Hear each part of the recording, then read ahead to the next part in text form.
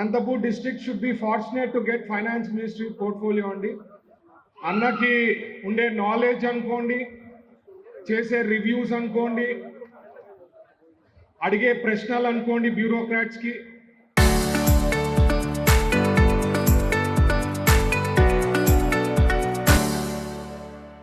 చాలా నేర్చుకునేది ఉంది. మన యూత్ అంటే యంగ్ ఎమ్మెల్యేస్ అనుకోండి, మినిస్టర్స్ అనుకోండి, చాలా నేర్చుకునేది ఉంది. We are fortunate to have a colleague minister like Keshav గారండి. అలాగే ఇంకో పెద్దలు కాల్వ శ్రీనివాసులు గారు చాలా ఎక్స్పీరియన్స్డ్, చాలా knowledgeable. He was ex minister, ఇప్పుడు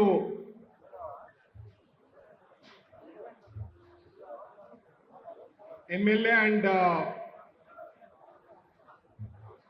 he's doing great thing for his constituency అండి. అలాగే దగ్గుబాటి వెంకటేశ్వరరావు గారు లోకల్ ఎమ్మెల్యే, అలాగే శ్రావణి శ్రీ గారు నాకు బాగా గుర్తాయమతో 2019లో నేను we were there sitting for MLA seat confirmation కోసం 2019లో మార్నింగ్ 9 నుంచి midnight 3:30 వరకు చంద్రబాబు గారి దగ్గర. సో అప్పటి నుంచి పరిచయం. అలాగే గుమ్మనూరు జయరామ్ గారు సార్తో రిలేషన్షిప్ ఎట్లా అంటే 14లో ఎమ్మెల్యేగా ఉండ్రి, 19లో మా కర్నూలులో మినిస్టర్గా ఉండ్రి కంబైన్డ్ డిస్ట్రిక్ట్లో. అండ్ ఆయన మినిస్టర్గా ఉన్నప్పుడు కూడా నేను ఫోన్ చేసి ఎప్పుడైనా ఫోన్ చేస్తే కానీ ఇమీడియట్గా రిసీవ్ చేసి మాట్లాడేవాళ్ళు, అన్న ఏం చెప్పండి అని చెప్పి. So that kind of down to earth person. అలాగే అశ్మిత్ రెడ్డి గారు లేరు, హాయ్ చెప్తున్నా. యుఎస్లో కొడుకు పిలుచుకొని పోయారు ఫుట్బాల్ చూపించేకి. పెద్దలు ఇక్కడ ప్రభాకర్ రెడ్డి అన్న ఉన్నారు, మా డాడీతో క్లోజ్ ఫ్రెండ్. జేసీ దివాకర్ రెడ్డి కూడా, వాళ్ళు కూడా డాడీతో బాగా క్లోజ్ ఫ్రెండ్స్ అండి. అన్న దగ్గర నుంచి ఎమోషనల్గా ఉంటారు, but lot of things ground reality అప్పుడప్పుడు గుర్తు చేస్తుంటారు. మొన్న కూడా తాడిపత్రికి పోయి పర్సనల్గా విజిట్ చేయడం జరిగింది. పోతే భోజనం పెట్టకుండా పంపరనమాట. Nice lunch will be arrange by అన్న. అండ్ ఆయన ఒక విధానంతో కాన్స్టిట్యున్సీని నడుపుతున్నారు. దాంట్లో మంచి మంచి వేవ్ అనేది మన లీడర్స్గా మనం ఉండే వాళ్ళందరూ కూడా నేర్చుకోవాల్సిందిగా నేను రిక్వెస్ట్ చేస్తుంటా. అలాగే మన నాగరాజ్ గారు district Telugu Desam party president and BJP district president Rajesh గారు, అలాగే వరుణ్ గారు జనసేన కూడా chairman and district president, NDA leaders, వేదికను అలంకరించిన కార్పొరేషన్ చైర్మన్లు, ఇక్కడ విచ్చేసిన ఎన్డీఏ కూటమి కార్యకర్తలు అందరికీ నా నమస్కారాలండి. Good afternoon. ముందుగా సురేంద్రబాబు గారికి నిన్న ఒక గుడ్ న్యూస్. అనంతపూర్ డిస్ట్రిక్ట్లో సరళ ఏవియేషన్ అని దాదాపు 330 crores ఎస్ఐపిబిలో క్లియర్ చేయడం జరిగిందండి. తిమ్మ సముద్రంలో అది రావడం జరుగుతోంది. అది దేవుడు అట్లా స్క్రిప్ట్ రాస్తారు. సడన్గా ఈరోజు ప్రోగ్రామ్ ఉండడము, నిన్న ఎస్ఐపిబిలో అది క్లియర్ అవ్వడం నేను అదృష్టంగా భావిస్తున్నా.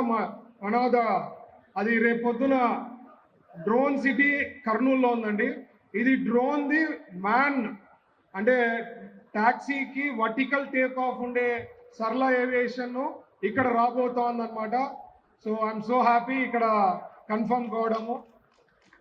అలాగే ఈ మధ్య మీరు పోయిన మంత్లో చూసినప్పుడు పుట్టపర్తిలో ఆమ్కా ప్రాజెక్ట్ దాదాపు కొన్ని ఏళ్లలో 1,00,000 కోట్ల పైన పెట్టుబడులు వస్తుందండి. అండ్ హ్యూజ్ ఎంప్లాయ్మెంట్ జనరేషన్ అనేది రాబోతోంది అక్కడ. నాట్ ఓన్లీ పుట్టపర్తి, సరౌండింగ్ మనం బార్డర్లో అనంతపూర్ ఉంది కాబట్టి ఇక్కడ అంతా కూడా వచ్చేదానికి అవకాశం ఉంటుంది. సార్ ఉద్దేశం, చంద్రబాబు గారు ఉద్దేశం క్లస్టర్ అంటే అనంతపూర్ అనంతపూర్ నుంచి కంబైన్ కర్నూలు వరకు కారిడార్ అన్నమాట, ఇండస్ట్రియల్ కారిడార్. దానికి సంబంధించింది డిఫెన్స్ అనుకోండి, ఆటోమోటివ్ అనుకోండి, సోలార్కి సంబంధించిన మ్యానుఫ్యాక్చరింగ్ అనుకోండి, ఇట్లాంటివన్నీ ఇండస్ట్రీస్ వచ్చేదానికి అవకాశం ఉంటుంది. పెద్ద ఎత్తున డెవలప్మెంట్ అవుతోంది. పెద్దలు అందరు ఎమ్మెల్యేస్ అందరు కూడా క్లియర్గా క్లారిటీగా ఎంతో చెప్పడం జరిగింది. ఎన్నో సంక్షేమ పథకాలు చేస్తున్నాం, డెవలప్మెంట్ యాక్టివిటీస్ కూడా ఎంతో చేస్తున్నాం. ఇవన్నీ కూడా మనం డోర్ టు డోర్ ఇప్పుడు ఎట్లయినా స్టార్ట్ చేయబోతున్నాం. రేపు 25th నుంచి door to door July 10th వరకు, ఆగస్టు 10th వరకు. సో అవన్నీ కూడా ఏమేం చేశాం 2 ఏళ్ళ కార్యక్రమాల్లో ప్రతి ఇంటికి తట్టి ఒక 5 నిమిషాలన్నా స్పెండ్ చేసి కార్యక్రమాలు చేసిండేది అన్నీ ఎక్స్ప్లెయిన్ చేస్తే చాలా బాగుంటుందని చెప్పి నేను రిక్వెస్ట్ చేస్తున్నా.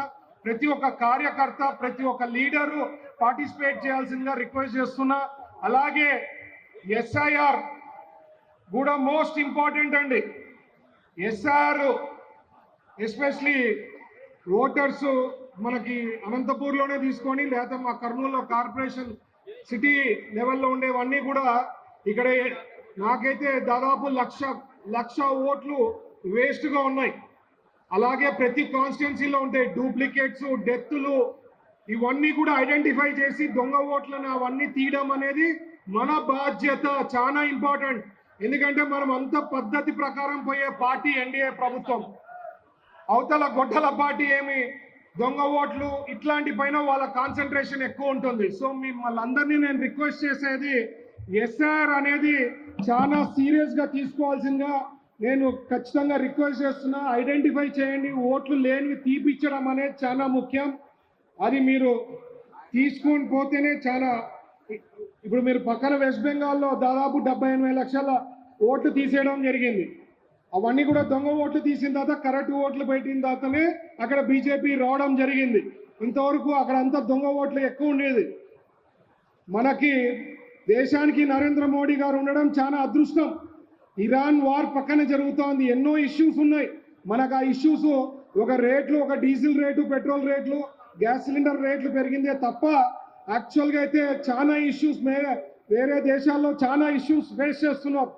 పెట్రోల్ వేయించుకోవాలంటే రిస్ట్రిక్టెడ్ పెట్రోల్, రిస్ట్రిక్టెడ్ డీజిల్, కొన్ని అయితే ట్రావెల్ కూడా బంద్ చేశారు. అవన్నీ కూడా ఏం లేదు. ఇక్కడ మోడీ గారు ఉంది కాబట్టి అవన్నీ ప్రాబ్లమ్స్ లేకుండా స్మూత్గా పోవడం జరిగింది. Is become a world leader. అట్లాంటి లీడర్ అక్కడ ఉండడం, ఇక్కడ చంద్రబాబు గారు ఉండడం మనం అదృష్టంగా భావించాలండి. నేను చెప్తున్నా, చాలా కుట్రలు చేస్తున్నారు వైఎస్ఆర్సీపీ వాళ్ళు. ఎట్లా తిరిగి ఈ అలయన్స్ని బ్రేక్ చేయాలా, పవన్ కళ్యాణ్ గారిది లేకపోతే బీజేపీతో ఉండే పొత్తుని ఎట్లయినా బ్రేక్ చేయాలని చాలా ప్రయత్నం చేస్తున్నారు.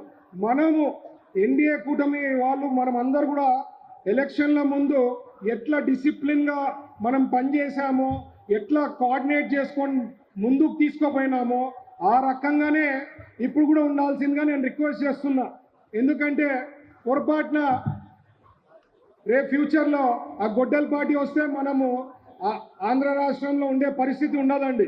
సొంత చెల్లికి, సొంత మదర్కే ఆ న్యాయం చేయనివాడు 5 కోట్ల మందికి ఏం చేస్తాడండి? ఒకసారి ఆలోచన చేయండి. సొంత ఇంట్లోనే ఇద్దరికి చేయనివాడు 5 కోట్ల మందికి న్యాయం చేస్తాడంట. సో నేను చెప్పేది ప్రతిదీ అబద్ధాలు తప్ప ఏం లేదు. బీఎస్సీనే తీసుకోండి. ఇప్పుడే ఆ పిల్లవాడు మాట్లాడాడు, ఎంత పర్ఫెక్ట్గా మాట్లాడాడు. దాంట్లో ప్రతిదీ కూడా వివరణ ఇచ్చారు మన అధికారులు కూడా. ప్రతిదీ ఒక డిఎస్సికి సంబంధించిన 16,000 జాబ్స్ ఎవరెవరిది వాళ్ళు రాంగ్ అని చెప్తే ప్రతి ఒక్కటి ఐడెంటిఫై చేసి ప్రతి ఒక్కటి వివరణ ఇవ్వడం జరిగింది. దాంట్లో ఏమీ లేదు. సో వాళ్ళు ఒక పేపరు సాక్షి, ఒక ఛానల్ సాక్షి.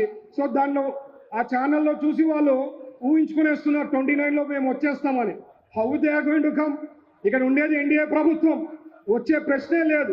వాళ్ళు ఎంతసేపు ఆ పేపరు, ఆ ఛానల్ని చూసి వాళ్ళు కలలు కంటుంటారనమాట, మేము వచ్చేస్తున్నామని. మొన్ననే ఇప్పుడే మా సోదరులు చెప్పారు, ఎమ్మెల్యే గారు, వెన్నుపోటు వాళ్ళు దినోత్సవం లెక్క చేశారంట 2 నెలలు. ఏం చేశాం? మీరు చూస్తే డెవలప్మెంట్ 20 లక్షల కోట్లు పెట్టుబడులు చేస్తున్నాం, 20 లక్షల ఉద్యోగాలు రావాలని చెప్పి. So we are working so hard అండి. లోకేష్ గారు కూడా చాలా కష్టపడుతున్నారు. We are all born golden spoon. నేను చెప్తున్నా కదా, నేను కానీ లోకేష్ గారు ఎన్నో సందర్భాల్లో చెప్పాం, అవసరం లే మాకు ఇంత కష్ట జీవితం, బట్ బాగా చేయాలా, మన రాష్ట్రాన్ని అభివృద్ధి తీసుకుపోవాలా, one of the top states ఉండాలా, ఎవరు వాళ్ళ నియోజకవర్గం బాగా డెవలప్ చేయాలా ఉన్న ఉద్దేశంతో మేము రాజకీయాల్లో వచ్చాం. సో మీ సపోర్ట్ ఎప్పుడు ఉంటే ఫ్యూచర్ లైఫ్ అనేది చాలా బాగుంటుందండి. అది మీరు గుర్తుపెట్టుకోవాల్సిందిగా నేను రిక్వెస్ట్ చేస్తున్నా. ఎందుకంటే వాళ్ళ ఆలోచనలు చాలా బీభత్సంగా ఉంటుంది. ఇప్పుడే రిషికొండ గురించి అన్నతో మాట్లాడుతున్నా, అన్న కేశవ్ అన్న, నేను మాట్లాడుతున్నప్పుడు ఆడ టాయిలెట్ అంట, దీనిలో సగం స్పేస్ ఆయన తీసుకున్నారు. నిన్న మినిస్టర్ గారు చెప్తుండ్రి, టూరిజం మినిస్టర్ గారు, దాదాపు 7 కోట్లు వచ్చే ఆదాయం ఉందంట అండి అక్కడ, 7 crores per annum. అట్లాంటిది ఆయన రిషికొండ ప్యాలెస్ కట్టేసి ఒక బాత్రూమ్ సైజ్ ఇంత, ఆయన రూమ్ ఏమో దీనిలో సగం పైన హాల్లో ఉంటుంది. ఇట్లా చేసి దాదాపు కొన్ని వందల కోట్లు వృధా చేశారు. దాన్ని ఇప్పుడు సార్ ఏం చెప్పారు, చంద్రబాబు గారు దాన్ని కన్వర్ట్ చేసి ఫ్యూచర్లో దానికి ఇన్కమ్ వచ్చే లెక్క ప్లాన్ చేయాలనే ఉద్దేశంతో అది చేస్తున్నాం. ప్రజలు కూడా దాన్ని పోయి చెక్ చేయాల్సిందిగా ప్లాన్ చేస్తున్నారు అన్నమాట. అంటే టూరిజం లెక్క promotion, at the same time ఎట్లా డబ్బుల్ని వేస్ట్ చేశారు ప్రీవియస్ గవర్నమెంట్ అని చెప్పి అది కూడా ఒక ప్లాన్ చేయడం జరిగింది. త్వరలో అది కూడా RFP ఫ్లోట్ చేసి ప్రజలకు ఓపెన్ చేయబోతున్నారు. వచ్చే లోకల్ బాడీస్లో మనకి ఏ రకంగా దాదాపు 92%, 93% మనకు వచ్చింది. ఆ రకంగా లోకల్ బాడీ ఎలక్షన్లలో కూడా మనం తెచ్చుకోవాల్సిందిగా నేను కోరుతున్నా. అలాగే మనము ఎన్డీఏ కూటమిలో ఉండే బీజేపీ, జనసేన అండ్ టీడీపీ మనం మాట్లాడుకొని ప్లాన్డ్గా పోవాలా. వాళ్ళు రెచ్చగొడుతుంటారు, ఏమేమో చేస్తుంటారు. మనం ఆ ట్రాప్లో పడకుండా నీట్గా ప్లాన్డ్గా పోతే మనం ఏదన్నా సాధించేదానికి అవకాశం ఉంటుంది. 92-93% ఏ రకంగా మనం మన 2024 ఎలక్షన్లో గెలిచామో ఆ రకంగా లోకల్ బాడీస్లో కూడా మనం తెచ్చుకోవాల్సిందిగా కోరుతూ ఈ అవకాశం ఇచ్చిన మిత్రులకి, పెద్దలకి అందరికీ ధన్యవాదాలు తెలుపుతున్నా. జై చంద్రబాబు, జై నరేంద్ర మోడీ గారు, జై పవన్ కళ్యాణ్ గారు.